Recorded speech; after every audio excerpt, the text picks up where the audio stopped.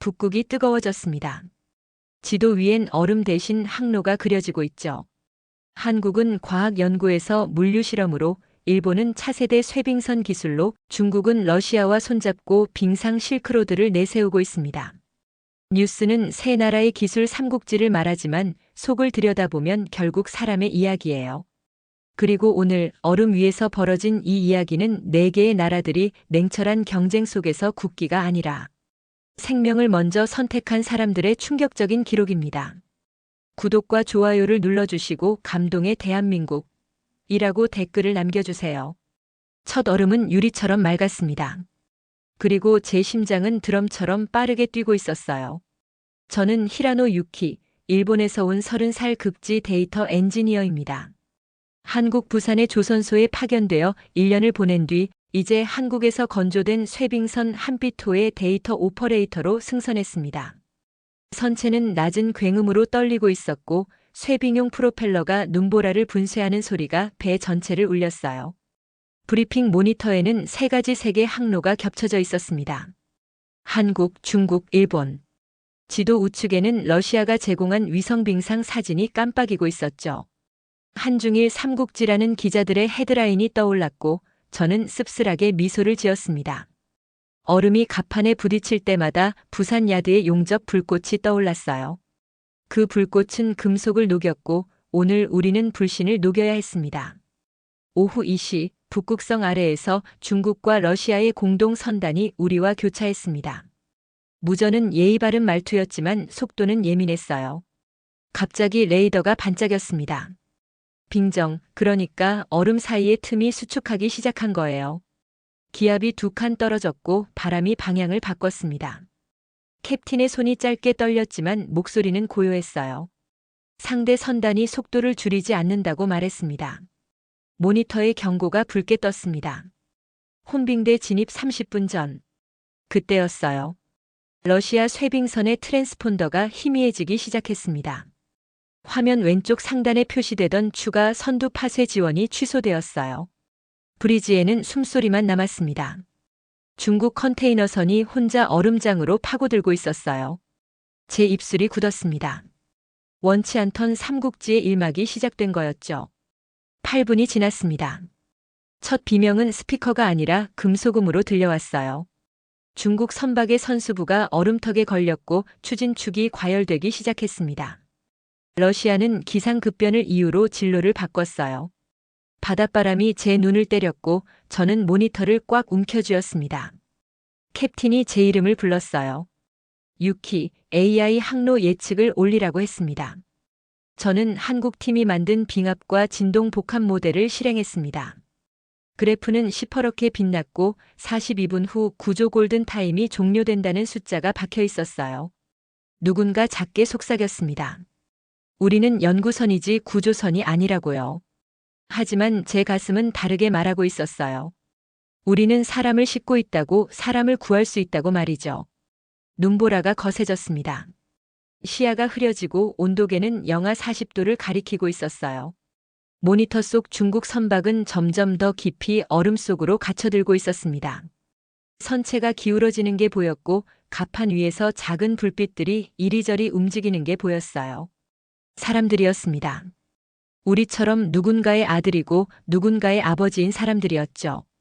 러시아 채널은 침묵했습니다. 화면 속에서 러시아 쇄빙선의 불빛이 점점 멀어지고 있었어요. 결제 문제, 책임 소재 문제, 기상 악화. 여러 이유가 있었겠지만 결과는 하나였습니다. 중국 선박은 이제 혼자였어요. 그리고 우리 한빛호만이 그들에게 다가갈 수 있는 유일한 배였습니다. 브리지에 긴장이 흘렀습니다. 누군가 말했어요. 우리 임무는 시험 운항이지 구조가 아니라고. 만약 우리까지 위험에 빠지면 어떻게 하느냐고요. 맞는 말이었습니다. 하지만 캡틴은 고개를 저었어요. 그는 모니터를 가리키며 말했습니다. 저기 있는 건 선박이 아니라 사람들이라고. 바다 위에서 국기는 두 번째고 생명이 먼저라고요. 저는 키보드에 손을 올렸습니다. 손가락이 떨렸어요. 부산 야드에서 배운 것들이 머릿속을 스쳐 지나갔습니다. 한국식 얼음 저항 저감 설계, 극지강으로 보강된 선체, 용접 비드가 만드는 미세 파쇄 효과. 모든 게 이론이었어요. 하지만 지금은 이론이 아니라 실전이었습니다. 살아있는 사람들을 구해야 하는 실전이었죠. 캡틴이 명령을 내렸습니다. 좌현 12도 속력 팔로트 유지. 한비토가 움직이기 시작했어요. 선체가 파도 대신 얼음산을 밀어냈습니다. 브리지 유리창이 하얗게 얼어붙었고 선원들의 눈썹도 하얗게 변했어요. 저는 일본에서 가져온 센서 캘리브레이션 루틴을 호출했습니다. 한국 엔지니어가 제 어깨를 가볍게 쳤어요. 고맙다는 눈빛이었습니다. 무전기에서 중국 선장의 거친 숨소리가 들려왔습니다. 말은 없었고 좌표만 찍혔어요. 러시아 채널은 여전히 무응답이었습니다. 저는 이를 악물었어요. 삼각형의 한 꼭지점이 사라졌을 뿐이라고 스스로에게 말했습니다. 우리가 할 수 있어요. 해야만 했습니다. 갑판 하부의 아지포드가 각도를 바꾸자 한미가 미끄러졌습니다. 얼음이 갈라지는 소리가 들렸어요. 우리는 그 틈에 희망의 길을 꽂아 넣고 있었습니다. 캐빈의 경보음이 덜컥 꺼졌어요. AI 예측 오차가 플러스 마이너스 7m였습니다. 실수할 수 없는 수치였어요. 단 한 번의 실수도 용납되지 않는 수치였습니다. 선미 카메라에 중국 선박의 선수 문양이 떨려 보였습니다. 저는 마우스 스크롤로 선체 하중 분포를 키웠어요. 붉은색이 서서히 푸른색으로 변하는 순간 심장도 푸르게 식어가는 걸 느꼈습니다. 저편 300m. 갑판에서 구명 인양 드럼이 돌아가기 시작했고 와이어가 얼음 가루를 튕겨냈어요. 그때 또 다른 호출이 들어왔습니다. 일본 연구선이었어요. 측면 파쇄 지원이 필요하다고 했습니다. 두 곳에서 동시에 손을 내미는 소리였어요. 제 심장이 쿵 하고 내려앉았습니다. 하나도 어려운데 둘이라니요. 하지만 캡틴은 고민 없이 대답했어요. 둘 다 잡는다고 말했습니다. 나침반이 조금 떨렸습니다. 제 눈동자도 조금 떨렸어요. 선체 중앙부의 이중각 빙합 분산선을 수동 모드로 전환했습니다. 갑자기 블리자드가 내려왔어요. 시정이 80m까지 떨어졌습니다. 저는 깊게 숨을 들이켰어요. 모니터에 청록색 항로선만 보였습니다. 한국, 일본, 중국의 좌표가 한 화면에 겹쳐져 있었어요. 그 순간 깨달았습니다. 저는 국적을 잊고 있었어요. 제 두 손은 오직 사람 쪽으로만 움직이고 있었습니다. 얼음은 더딘 마음처럼 잘 갈라지지 않았어요. 하지만 엔진음이 낮게 포효했고 함수는 조금씩, 그러나 확실하게 전진했습니다. 누군가 제게 물통을 건넸습니다. 제 입술은 얼어서 제대로 웃지도 못했어요. 유키, 데이터 좋다는 말이 들렸습니다. 그 짧은 칭찬 하나로 5분을 버텼어요. 얼음판이 심장처럼 쩍하고 갈라졌습니다. 그리고 진짜 위기가 시작되었습니다. 그 순간 북극은 절망으로 내려앉았습니다. 하지만 우리는 멈추지 않았어요. 멈출 수 없었습니다. 42분이라는 골든타임이 째깍째깍 줄어들고 있었고 저 얼음 위에는 우리의 손길을 기다리는 사람들이 있었으니까요. 저는 손가락을 키보드에 올렸습니다. 한국식 얼음 저항 저감각 재적용. 한비토의 선체는 국산 극지강으로 보강되어 있었어요. 부산에서 배웠던 게 떠올랐습니다. 용접 비드가 만드는 물결이 얼음의 미세 파쇄를 돕는다는 것, 그게 이론이 아니라 실제로 작동한다는 거리요. 데이터가 숫자로 변해 캡틴의 눈동자에 비쳤습니다. 좌현 12도 속력 팔로트 유지. 명령이 떨어졌어요. 선체가 얼음산을 밀어내기 시작했습니다. 브리지 유리창은 점점 더 하얗게 얼어붙었고 선원들의 눈썹도 서리로 뒤덮였어요. 저는 제가 일본에서 가져온 센서 캘리브레이션 루틴을 호출했습니다. 옆에 서 있던 한국 엔지니어가 제 어깨를 가볍게 쳤어요. 말은 없었지만 눈빛으로 알 수 있었습니다. 고맙다고 잘하고 있다고요. 무전기에서 중국 선장의 숨소리가 거칠게 섞여 들렸습니다. 말 대신 좌표만 찍혔어요. 위도 82도 34분, 경도 168도 12분. 숫자였지만 그 뒤에는 간절함이 묻어 있었습니다. 러시아 채널은 여전히 무응답이었어요. 저는 이를 악물었습니다. 삼각형의 한 꼭지점이 사라졌을 뿐이라고 우리가 할 수 있다고 스스로에게 되뇌었어요. 갑판 하부의 아지포드가 각도를 바꿨습니다. 한미가 미끄러지듯 움직였어요. 얼음이 쩍 갈라지는 소리가 들렸습니다. 우리는 그 틈에 희망의 길을 꽂아 넣고 있었어요. 조금씩, 아주 조금씩 전진하고 있었습니다. 캐빈의 경보음이 덜컥 꺼졌어요. AI 예측 오차 플러스 마이너스 7m. 완벽에 가까운 수치였습니다. 선미 카메라에 중국 선박의 선수 문양이 떨려 보였습니다. 붉은 별과 노란 글씨가 얼음 가루 사이로 흐릿하게 보였어요. 저는 마우스를 움직여 선체 하중 분포를 확대했습니다. 화면의 붉은색이 서서히 푸른색으로 변했어요. 하중이 분산되고 있었습니다. 제 심장도 그 색깔처럼 차갑게 식어가는 걸 느꼈어요. 긴장 때문이었습니다. 저편 300m. 갑판에서 구명 인양 드럼이 돌아가기 시작했어요.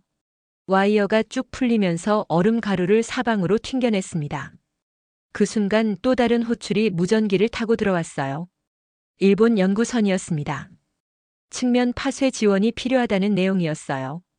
두 곳에서 동시에 손을 내밀고 있었습니다. 캡틴은 단 1초도 망설이지 않았습니다. 둘 다 잡는다고 말했어요. 나침반이 미세하게 떨렸고 제 눈동자도 함께 떨렸습니다. 선체 중앙부의 이중각 빙합 분산선을 수동 모드로 전환했어요. 손이 떨렸지만 정확하게 클릭했습니다. 이건 실수가 용납되지 않는 순간이었으니까요. 갑자기 블리자드가 내려왔습니다. 시정이 80m까지 떨어졌어요. 앞이 보이지 않았습니다. 저는 깊게 숨을 들이켰어요. 모니터만 봤습니다. 청록색 항로선만 응시했어요. 한국, 일본, 중국의 좌표가 한 화면에 겹쳐져 있었습니다. 붉은색, 파란색, 초록색이 하나의 점으로 모이고 있었어요. 그때 깨달았습니다. 저는 국적을 잊고 있었어요. 아니, 잊은 게 아니라 그게 중요하지 않았습니다. 제 두 손은 오직 사람을 향해서만 움직이고 있었어요. 얼음은 우리의 마음처럼 쉽게 갈라지지 않았습니다. 완고했고 냉혹했어요. 하지만 엔진음이 낮게 포효했고 함수는 조금씩, 그러나 확실하게 앞으로 나아갔습니다. 누군가 제게 물통을 건넸어요. 선원 중 한 명이었습니다. 제 입술은 얼어서 제대로 고맙다는 말도 못했어요. 그냥 고개만 끄덕였습니다. 유키, 데이터 좋아. 누군가 말했어요. 그 짧은 한마디로 저는 5분을 더 버텼습니다. 칭찬이 아니라 신뢰였어요. 우리가 함께 이걸 해낼 수 있다는 믿음이었습니다. 얼음판이 쩍 심장처럼 갈라졌습니다. 그 소리가 귀를 때렸어요. 선체가 조금 더 깊이 들어갔고 와이어가 조금 더 멀리 뻗어나갔습니다. 중국 선박까지 거리가 200m로 줄었어요. 하지만 일본 연구선 쪽도 상황이 좋지 않았습니다. 그쪽 빙정이 예상보다 빠르게 갈라지고 있었어요. 저는 AI에게 물었습니다. 마음속으로요. 둘 다 살릴 수 있냐고.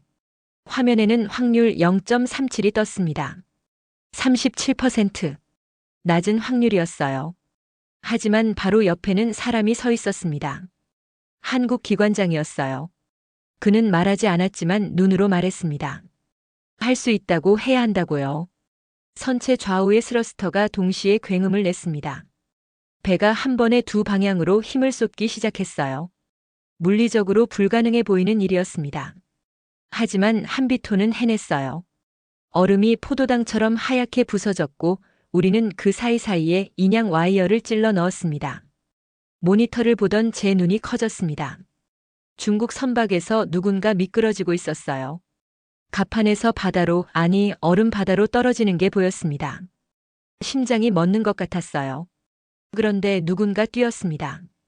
한국 갑판수였어요. 그는 안전줄을 허리에 재빨리 걸고 얼음 가장자리로 몸을 날렸습니다. 저는 숨을 멈췄습니다. 카메라 줌이 그의 손을 따라갔어요. 악수처럼 보였습니다. 아니, 악수가 아니었어요.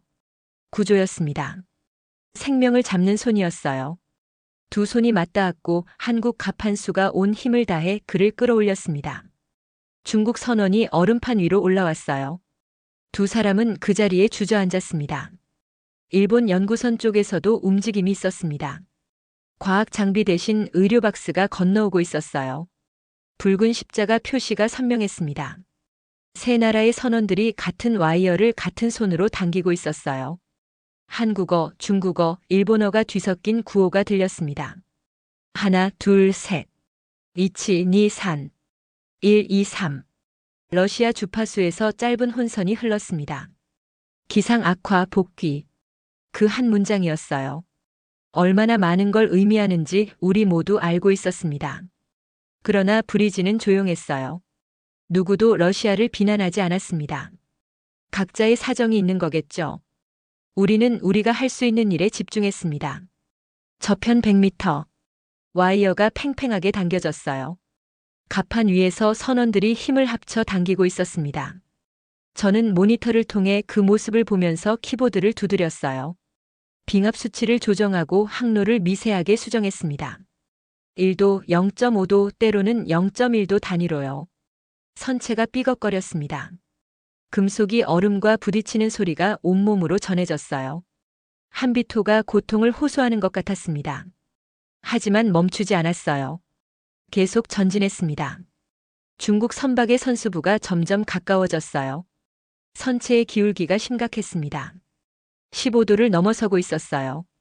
저는 급하게 계산했습니다. 이 속도면 20분 안에 도달할 수 있어요. 하지만 중국 선박이 20분을 버틸 수 있을까요? 선체 기울기가 20도를 넘으면 위험합니다. 컨테이너가 무너질 수 있어요. 저는 입술을 깨물었습니다. 더 빨리, 우리가 더 빨리 가야 해요. 캡틴에게 말했습니다. 속도를 올려도 되겠냐고요.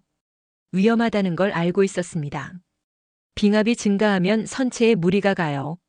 하지만 캡틴은 고개를 끄덕였습니다. 9노트로 올려보라고 했어요. 엔진음이 한 단계 높아졌습니다. 선체의 떨림도 거칠어졌어요. 일본 연구선 쪽도 상황이 급박해졌습니다. 빙정의 균열이 연구선 바로 옆까지 와 있었어요. 저는 양쪽 화면을 동시에 봤습니다. 왼쪽에는 중국 선박, 오른쪽에는 일본 연구선. 둘 다 우리를 기다리고 있었어요. 저는 선택할 수 없었습니다. 아니, 선택하고 싶지 않았어요. 둘 다 살려야 했습니다. 한국 엔지니어가 제 옆에 섰습니다. 그는 조용히 말했어요. 우리 할 수 있다고 한비토를 믿으라고요. 저는 고개를 끄덕였습니다. 네, 믿습니다. 이 배를, 이 선원들을, 그리고 우리 자신을 믿었어요. 손가락이 더 빠르게 움직였습니다. 데이터를 실시간으로 업데이트하고 AI 예측을 계속 수정했어요. 제 시야가 물안개로 흐려질 때 누군가 제 어깨에 손을 올렸습니다. 캡틴이었어요. 그는 말없이 고개를 끄덕였습니다. 잘하고 있다는 뜻이었어요. 저는 눈물을 삼키고 다시 모니터를 봤습니다. 중국 선박까지 50m, 일본 연구선까지 120m. 우리는 거의 다 왔어요. 갑판에서 함성이 들렸습니다. 첫 번째 와이어가 중국 선박에 연결됐어요. 선원들이 환호했습니다. 하지만 아직 끝이 아니었어요. 이제 그들을 끌어내야 했습니다. 한비토의 엔진이 다시 한번 굉음을 냈어요. 선체 전체가 떨렸습니다. 하지만 우리는 물러서지 않았어요. 일본 연구선 쪽에서도 신호가 왔습니다. 와이어 준비 완료. 저는 양쪽 데이터를 동시에 처리했어요. 왼손은 중국 선박 구조 데이터를, 오른손은 일본 연구선 지원 데이터를 입력했습니다. 두 팔이 제각각 움직였지만 목표는 하나였어요. 모두를 살리는 것. 얼음이 다시 한번 크게 갈라졌습니다. 이번엔 좋은 소리였어요. 우리가 만든 항로가 넓어지고 있었습니다. 중국 선박이 조금씩 움직이기 시작했어요. 선수부가 얼음턱에서 벗어나고 있었습니다. 일본 연구선도 안전한 빙역으로 이동하고 있었어요. 저는 깊게 숨을 내쉬었습니다. 거의 다 왔어요.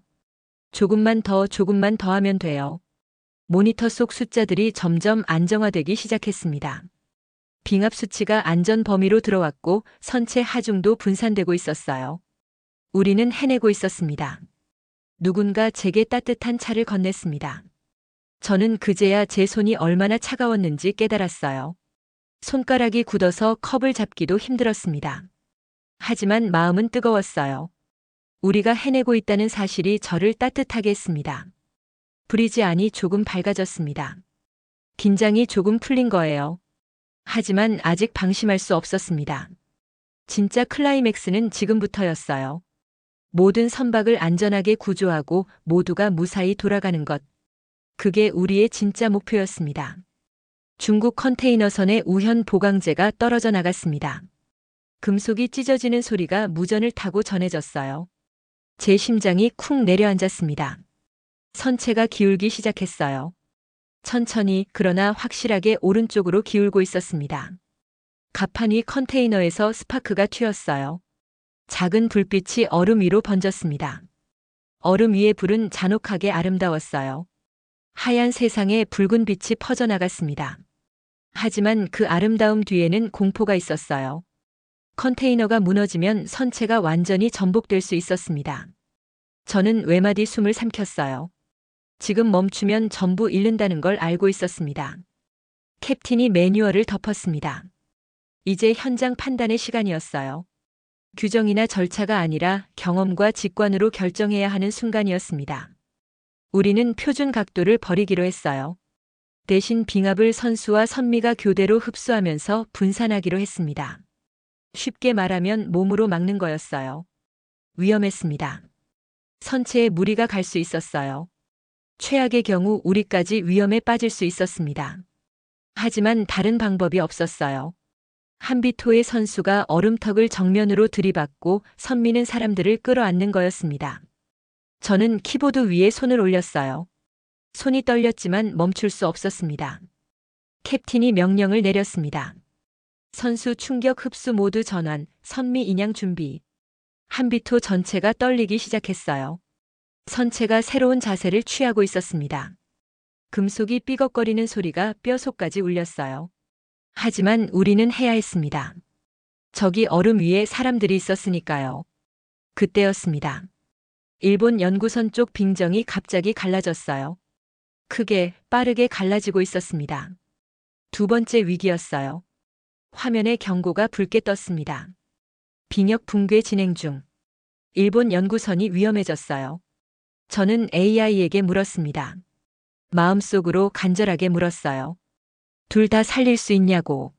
화면에 숫자가 떴습니다. 확률 0.37, 37%. 절반도 안 되는 확률이었어요. 하지만 바로 옆에 한국 기관장이 서 있었습니다. 그는 저를 봤어요. 말은 하지 않았지만 눈이 말하고 있었습니다. 할 수 있다고 해야 한다고 우리가 해낼 거라고요. 저는 고개를 끄덕였습니다. 네, 할 수 있어요. 선체 좌우의 스러스터가 동시에 굉음을 냈습니다. 배 전체가 흔들렸어요. 한비토가 한 번에 두 방향으로 힘을 쏟고 있었습니다. 물리 법칙을 거스르는 것 같았어요. 하지만 한국 조선 기술이 만든 이 배는 해냈습니다. 얼음이 하얗게 부서졌어요. 포도당처럼 눈처럼 분쇄되었습니다. 우리는 그 틈새마다 인양 와이어를 찔러 넣었어요. 선미 카메라가 무언가를 포착했습니다. 중국 선박 갑판에서 누군가 미끄러지고 있었어요. 안전 장비가 풀렸는지 얼음이 너무 미끄러웠는지 그가 갑판 끝으로 밀려나고 있었습니다. 아니, 떨어지고 있었어요. 바다로, 얼음 바다로 추락하고 있었습니다. 심장이 멎는 것 같았습니다. 제 입에서 비명이 새어나올 뻔했어요. 그런데 누군가 뛰었습니다. 한국 갑판수였어요. 그는 주저하지 않았습니다. 안전줄을 허리에 재빨리 걸고 얼음 가장자리로 몸을 날렸어요. 모두가 숨을 멈췄습니다. 브리지 안이 고요해졌어요. 카메라 줌이 그의 손을 따라갔습니다. 뻗은 손, 절박한 손, 생명을 잡으려는 손이었어요. 악수처럼 보였지만 악수가 아니었습니다. 구조였어요. 생명을 건지는 손이었습니다. 두 손이 공중에서 맞닿았어요. 한국 갑판수가 온 힘을 다해 그를 끌어당겼습니다. 시간이 멈춘 것 같았어요. 몇 초였을까요? 아니면 몇 분이었을까요? 중국 선원이 얼음판 위로 올라왔습니다. 두 사람은 그 자리에 주저앉았어요. 숨을 헐떡이며 손을 놓지 않은 채로요. 저는 그제야 숨을 내쉬었습니다. 눈물이 날 것 같았어요. 일본 연구선에서 움직임이 보였습니다. 과학 장비들이 치워지고 있었어요. 대신 의료 박스가 갑판 위로 나왔습니다. 붉은 십자가가 선명했어요. 그들도 준비하고 있었습니다. 사람을 구할 준비를요. 국적이 다르고 목적이 달라도 지금 이 순간만큼은 모두가 같은 일을 하고 있었어요. 삼국의 선원들이 같은 와이어를 잡았습니다. 한국 선원, 중국 선원, 일본 선원. 그들의 손이 같은 줄 위에 있었어요. 구호가 뒤섞여 들렸습니다. 하나, 둘, 셋. 이치, 니, 산. 1, 2, 3. 언어는 달랐지만 리듬은 같았어요. 함께 당기는 그 힘은 하나였습니다. 러시아 주파수에서 짧은 혼선이 흘렀습니다. 기상 악화 복귀. 단 4글자였어요. 그 짧은 문장이 얼마나 많은 걸 의미하는지 모두가 알고 있었습니다. 정치적 판단이었을 수도 안전상의 이유였을 수도 있었어요. 우리는 판단하지 않았습니다. 비난하지도 않았어요. 브리지는 조용했습니다. 누구도 러시아를 탓하지 않았어요. 각자의 사정이 있는 법이니까요. 우리는 그저 우리가 할 수 있는 일에 집중했습니다. 눈앞의 생명을 구하는 일에요. 그게 지금 우리가 할 수 있는 전부였고 해야 하는 전부였습니다. 중국 선박의 선체 기울기가 18도를 넘어섰습니다. 위험 수치였어요. 20도를 넘으면 복구가 불가능해집니다. 저는 손을 더 빠르게 움직였어요. 데이터를 실시간으로 수정하고 AI 예측을 계속 업데이트했습니다. 땀이 등을 타고 흘렀어요. 추운 북극인데도 땀이 났습니다. 저편 50m. 한비토가 중국 선박에 거의 닿을 듯 가까워졌어요. 와이어가 팽팽하게 당겨졌습니다. 금속이 삐걱거리는 소리가 들렸어요. 한계까지 와 있었습니다. 조금만 더 당기면 돼요. 가판위 선원들이 함성을 지르며 힘을 모았습니다. 일본 연구선 쪽도 급박했습니다. 빙정의 균열이 선체 바로 밑까지 뻗어 있었어요. 몇 분 안에 완전히 갈라질 거였습니다. 저는 양쪽 화면을 동시에 봤어요. 눈알이 빠질 것 같았습니다. 왼쪽도 봐야 하고 오른쪽도 봐야 했어요. 둘 다 놓칠 수 없었습니다. 한비토의 선수가 얼음 덩어리를 정면으로 들이받았습니다. 큰 굉음과 함께 얼음이 갈라졌어요. 선체가 크게 흔들렸습니다. 브리지 안 사람들이 비틀거렸어요. 하지만 아무도 자리를 뜨지 않았습니다. 각자의 위치에서 각자의 일을 했어요. 선미 쪽에서 신호가 왔습니다. 첫 번째 인양 성공. 중국 선원 3명이 한비토로 옮겨 탔어요. 담요가 그들에게 씌워졌고 따뜻한 음료가 건네졌습니다. 그들의 얼굴은 창백했지만 눈빛은 살아있었어요. 고맙다는 말이 여러 언어로 쏟아졌습니다. 하지만 아직 끝이 아니었습니다. 아직 중국 선박에 12명이 남아 있었어요. 그리고 일본 연구선도 위험했습니다. 저는 이를 악물었어요. 멈출 수 없었습니다. 멈추면 안 됐어요. 손가락이 더 빠르게 키보드를 두드렸습니다. 선체 중앙부의 빙합 분산 시스템이 과부하 경고를 냈습니다. 붉은 경고등이 깜빡였어요. 한계에 도달했다는 신호였습니다. 하지만 캡틴은 멈추지 말라고 했어요. 우리가 조금만 더 버티면 된다고 했습니다. 저는 고개를 끄덕였어요. 네, 버틸 수 있습니다. 일본 연구선에서 두 번째 와이어가 연결됐습니다. 빙정이 갈라지는 속도보다 우리가 더 빨랐어요. 간신히 아슬아슬하게 앞서 나가고 있었습니다. 일본 연구원들이 하나둘 한비토로 이동하기 시작했어요. 안전한 곳으로 옮겨지고 있었습니다. 중국 선박의 기울기가 19도를 찍었습니다. 한계였어요. 더 이상은 위험했습니다. 저는 캡틴을 봤어요. 캡틴도 저를 봤습니다. 우리는 말하지 않았지만 서로를 이해했어요. 마지막 승부수를 던져야 한다는 걸요. 한비토의 모든 엔진이 최대 출력으로 돌아갔습니다. 배 전체가 비명을 지르는 것 같았어요. 금속이 울부짖었습니다. 하지만 우리는 밀어붙였어요. 선수가 얼음을 박살내고 선미가 사람들을 끌어당겼습니다. 한비토가 두 가지 일을 동시에 하고 있었어요. 그 순간 기적이 일어났습니다. 중국 선박의 선수부가 얼음에서 완전히 빠져나왔어요. 선체가 조금씩 수평을 되찾기 시작했습니다. 기울기가 17도로 15도로 줄어들었어요. 가판 위에서 환호성이 터졌습니다. 우리가 해냈어요. 마지막 와이어가 연결됐습니다. 중국 선박에 남은 선원들이 한비토로 이동했어요. 모두 21명. 한 명도 빠짐없이 모두 무사히 구조됐습니다. 일본 연구선의 선원들도 안전하게 대피했어요. 14명 전원이 한비토에 승선했습니다. 제 시야가 흐려졌습니다. 눈물인지 땀인지 구분이 안 됐어요. 구조된 중국 선원 한 명이 엄지를 들어 보였습니다. 그 엄지에는 국적이 없었어요. 고맙다는 마음만 있었습니다. 일본 연구원이 고개를 깊이 숙였어요. 한국 선원이 그의 어깨를 두드렸습니다. 마지막 인양 신호가 떨어졌습니다. 드럼이 멈췄어요. 한비토의 엔진 RPM이 천천히 내려갔습니다. 굉음이 잦아들고 정적이 찾아왔어요. 갑판 위에서 누군가 울었고 누군가 웃었습니다. 감정이 뒤섞여 있었어요. 저는 모니터를 껐습니다. 대신 얼음 소리를 들었어요. 바람 소리, 선체가 삐걱거리는 소리, 사람들의 안도하는 숨소리가 들렸습니다. 그 소리는 박수 같았고 기도 같았어요. 우리가 살아 돌아왔다는 소리였습니다. 부리지 않은 사람들이 하나둘 서로를 껴안았습니다. 한국 엔지니어가 제 어깨를 세게 쳤어요. 잘했다고, 정말 잘했다고 말했습니다. 일본 선원이 제 손을 잡았어요. 말은 없었지만 눈빛으로 충분했습니다. 중국 선장이 무전으로 고맙다고 했어요. 목소리가 떨리고 있었습니다.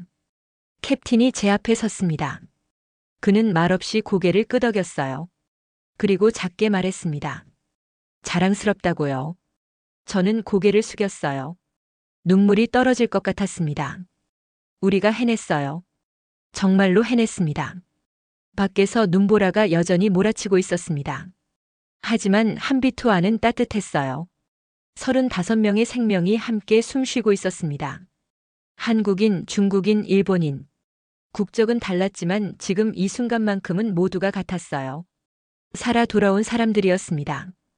해가 없는 북극의 밤이었습니다. 컨테이너들이 잠처럼 조용히 놓여 있었어요. 구조일지를 쓰려고 펜을 들었지만 손이 떨렸습니다. 펜촉이 얼음처럼 차가웠어요. 무엇부터 써야 할지 몰랐습니다. 오늘 일어난 모든 일이 꿈 같았거든요. 저는 일지 맨 앞에 한 줄을 적었습니다. 국기는 달라도 심장은 같다고요. 그 문장을 쓰는 동안 손이 계속 떨렸어요. 추위 때문이 아니었습니다. 감정 때문이었어요. 오늘 우리가 무엇을 했는지, 무엇을 증명했는지 알고 있었기 때문이었습니다. 중국 선장이 브리지를 찾아왔습니다. 그는 말없이 고개만 깊이 숙였어요. 한참을, 정말 한참을 그렇게 서 있었습니다. 캡틴이 그의 어깨에 손을 올렸어요. 두 사람은 말하지 않았지만 모든 걸 이해하고 있었습니다. 감사와 존중, 그리고 연대의 마음을요. 일본 연구원들이 하나둘 갑판으로 나왔습니다. 그들은 끝없이 손을 흔들었어요. 누군가는 울고 있었고 누군가는 웃고 있었습니다. 감정이 뒤섞여 있었어요. 안도와 기쁨과 감사가 한꺼번에 쏟아지고 있었습니다. 저도 그들에게 손을 흔들었어요. 같은 섬나라 사람으로서가 아니라 함께 살아남은 사람으로서요. 한국 갑판수가 담요를 어깨에 두르고 구석에 앉아 있었습니다. 그는 잠들어 있었어요. 손등에는 거친 얼음 흉터가 선명했습니다. 중국 선원을 구할 때 생긴 상처였어요. 저는 조용히 그를 바라봤습니다. 영웅 같았어요. 망설임 없이 뛰어든 그의 모습이 계속 떠올랐습니다. 구조된 선원들이 갤리에 모여 있었습니다. 뜨거운 수프가 나왔고 담요가 더 나왔어요. 한국 요리사가 라면을 끓이고 있었습니다. 중국 선원이 그를 도왔고 일본 연구원이 그릇을 나르고 있었어요. 언어는 통하지 않았지만 손짓과 눈빛으로 대화했습니다. 그 모습이 아름다웠어요. 누군가 기타를 꺼냈습니다. 한국 선원이었어요. 그는 조용히 연주하기 시작했습니다. 멜로디가 배 안을 채웠어요. 슬픈 듯 아름다운 곡이었습니다. 중국 선원이 낮게 흥얼거리기 시작했고 일본 연구원이 박수로 리듬을 맞췄어요. 음악이 우리를 하나로 만들고 있었습니다. 저도 조용히 갑판 밖으로 나왔습니다. 혼자 있고 싶었어요. 하늘은 검고 별은 얼음처럼 반짝이고 있었습니다. 오로라가 멀리서 흔들리고 있었어요. 초록빛이 하늘을 가로질렀습니다. 마치 우리를 축복하는 것 같았어요. 작업복 주머니에 손을 넣었습니다. 뭔가 만져졌어요. 작은 스티커였습니다. 부산 야드에서 받은 손바닥만 한 태극기였어요. 출항할 때 한국 엔지니어가 건네준 거였습니다. 행운을 빈다고 무사히 돌아오라고 했었죠. 저는 그 스티커를 함교 옆 스테인리스 난간에 조심히 붙였습니다. 바람에 펄럭이지는 않았어요. 스티커니까요. 하지만 마음속에서는 펄럭이고 있었습니다. 태극기가 바람에 나부끼는 모습이 눈에 선했어요. 그 아래에 또 하나를 붙였습니다. 제 주머니에 있던 작은 일장기였어요. 항상 가지고 다니는 거였습니다. 고향을 잊지 않기 위해서요. 두 깃발이 나란히 붙어 있었어요. 태극기와 일장기, 한국과 일본이 함께 있었습니다. 그리고 마지막으로 결정했습니다. 양쪽 가운데 하얀 빈칸을 남겨두기로요. 다음에 언젠가 그 빈칸에 누구의 깃발이라도 붙일 수 있도록 말이에요. 중국의 오성훈기가 올 수도 있고 러시아의 삼색기가 올 수도 있었습니다. 어떤 나라의 깃발이든 환영이었어요. 캡틴이 뒤에서 조용히 서 있었습니다. 언제부터 있었는지 모르겠어요. 그는 말없이 고개를 끄덕였습니다. 제가 무엇을 하고 있는지, 무엇을 의미하는지 이해하고 있었어요. 그도 난간 옆에 섰습니다. 우리는 함께 별을 봤어요. 무전기가 한 번 울렸습니다. 구조 완료 공문이 도착했어요. 공식적으로 작전이 종료된 거였습니다. 하지만 우리에게는 이미 끝나 있었어요. 마지막 사람이 구조된 순간 이미 모든 게 끝났었습니다. 캡틴이 조용히 말했습니다. 세계는 내일도 경쟁을 말할 거라고 삼국지를 외칠 거라고요. 맞는 말이었어요. 뉴스는 또 기술 경쟁을 다룰 거였고 정치인들은 국익을 말할 거였습니다. 하지만 우리는 알고 있었어요. 오늘 여기 얼음 위에서 우리가 배운 진짜 이야기를요. 첫째, 기술은 사람을 살리기 위해 있습니다. 아무리 뛰어난 쇄빙 기술도 정교한 AI 예측도 결국은 사람을 위한 거예요. 사람을 구하지 못하는 기술은 의미가 없었습니다. 한비토가 증명했어요. 최고의 기술은 생명을 지키는 기술이라고요. 둘째, 강한 배는 조용히 상처를 가립니다. 한비토는 오늘 많은 상처를 입었어요. 선체 곳곳에 흠집이 났고 일부 보강제가 손상됐습니다. 하지만 아무도 그걸 문제 삼지 않았어요. 사람을 구했다는 사실이 모든 상처를 의미 있게 만들었으니까요. 셋째, 적도 손을 잡아야 살아 돌아옵니다. 경쟁자였던 세 나라가 오늘 손을 맞잡았어요. 한국, 중국, 일본. 역사적으로 복잡한 관계였지만 오늘만큼은 그냥 사람이었습니다. 서로를 구하는 사람들이었어요. 저는 다시 일지로 돌아왔습니다. 손을 녹이며 마지막 문장을 썼어요. 한국에서 배운 설계, 일본에서 다듬은 데이터, 중국에서 건너온 인내, 러시아가 남기고 간 침묵. 우리는 그 모든 걸 사람으로 완성했다고요. 엔진의 진동이 심장 박동과 겹쳤습니다. 한비토가 숨쉬고 있었어요. 우리도 숨쉬고 있었습니다. 살아있다는 게 느껴졌어요. 얼음은 내일 다시 얼어붙겠지만 오늘 우리가 만든 이 길은 기억될 거였습니다. 갤리에서 웃음소리가 들렸습니다. 중국 선원이 한국 요리사에게 뭔가 가르쳐주고 있었어요. 중국식 만두 빚는 법이었나 봅니다.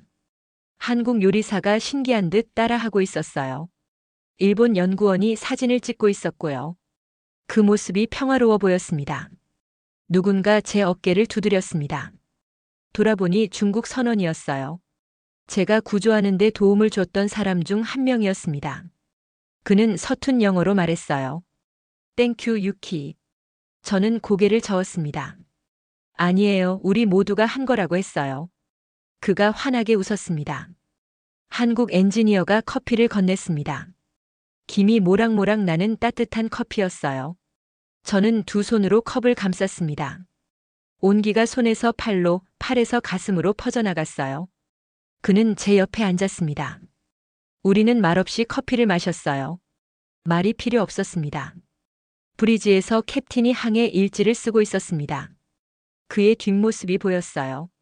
어깨가 조금 처져 있었습니다. 피곤해 보였어요. 당연했습니다. 오늘 그가 짊어진 책임이 얼마나 무거웠겠어요. 하지만 그는 옳은 선택을 했습니다. 사람을 선택했어요. 저는 다시 난간으로 갔습니다. 붙여놓은 스티커를 바라봤어요. 태극기와 일장기 그리고 빈칸. 그 빈칸이 희망처럼 보였습니다. 언젠가 채워질 공간, 누구든 올 수 있는 자리였어요. 우리는 그 자리를 남겨뒀습니다. 바람이 불었습니다.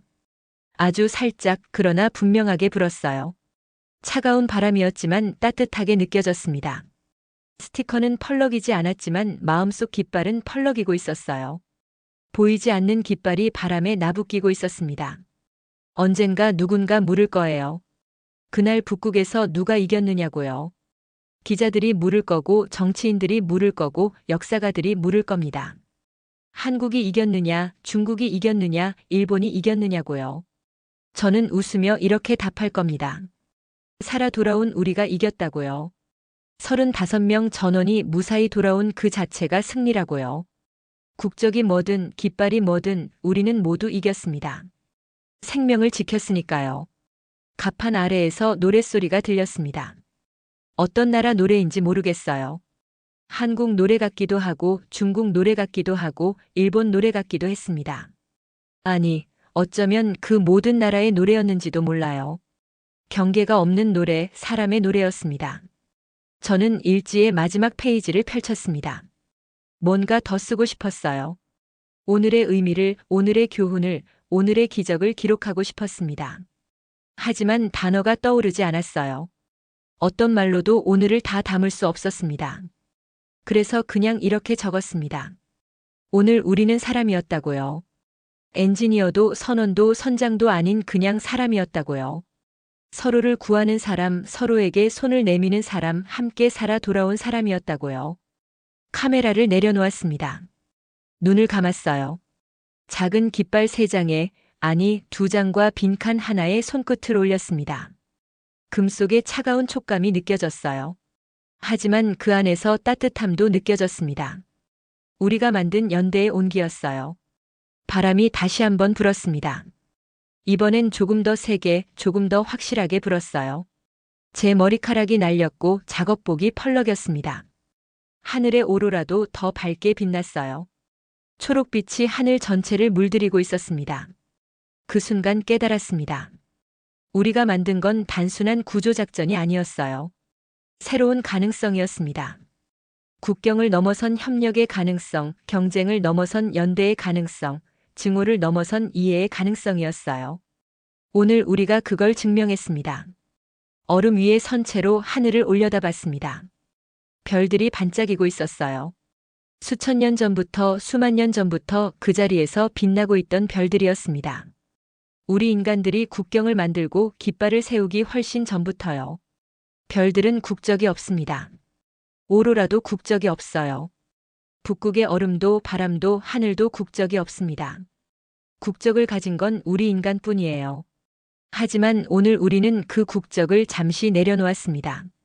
그리고 더 중요한 걸 선택했어요. 브리지에서 불이 꺼졌습니다. 선원들이 하나둘 휴식을 취하러 가고 있었어요. 긴 하루였습니다. 누구에게나 잊지 못할 하루였을 거예요. 저에게도 평생 기억될 하루였습니다. 제 인생에서 가장 의미 있는 하루였어요. 갤리의 불빛이 따뜻하게 빛나고 있었습니다. 안에서 사람들이 모여 있었어요. 한국 선원, 중국 선원, 일본 연구원들이 함께 둘러앉아 있었습니다. 무슨 이야기를 하는지 몰라요. 하지만 웃음소리가 들렸습니다. 밝고 따뜻한 웃음소리였어요. 저도 천천히 안으로 들어갔습니다. 누군가 제게 자리를 내줬어요. 저는 그 사이에 앉았습니다. 따뜻한 수프 한 그릇이 제 앞에 놓였어요. 고맙다고 말했습니다. 여러 언어로 천만에라는 대답이 돌아왔어요. 한비토가 조용히 항해를 계속하고 있었습니다. 목적지를 향해 천천히 그러나 확실하게 나아가고 있었어요. 우리를 태우고 우리의 이야기를 싣고 우리의 희망을 품고 전진하고 있었습니다. 배는 살아 있었어요. 우리처럼요. 밖에서 얼음이 다시 얼어붙고 있었습니다. 우리가 만든 항로도 조금씩 메워지고 있을 거예요. 자연은 원래 그런 거니까요. 하지만 괜찮았습니다. 물리적인 길은 사라져도 우리가 만든 다른 길은 남아있을 테니까요. 마음의 길이었습니다. 서로를 향한 길, 이해를 향한 길, 협력을 향한 길이었어요. 그 길은 얼음이 얼어도 사라지지 않을 겁니다. 우리 가슴 속에, 우리 기억 속에 영원히 남아있을 거예요. 저는 마지막으로 창밖을 바라봤습니다. 난간에 붙인 스티커가 아주 작게 보였어요. 태극기와 일장기 그리고 빈칸. 그 작은 스티커들이 오늘의 모든 걸 말해주고 있었습니다. 우리가 누구였는지, 무엇을 했는지, 무엇을 배웠는지를요. 눈을 감았습니다. 피곤했어요. 하지만 행복했습니다. 오늘 저는 올바른 일을 했어요. 기술자로서가 아니라 인간으로서 올바른 선택을 했습니다. 그게 자랑스러웠어요.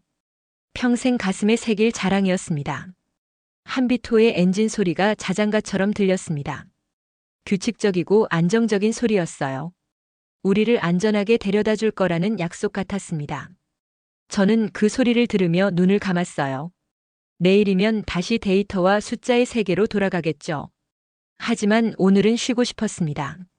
마지막 생각이 스쳤습니다. 우리는 이겼다고, 살아 돌아온 우리 모두가 이겼다고요.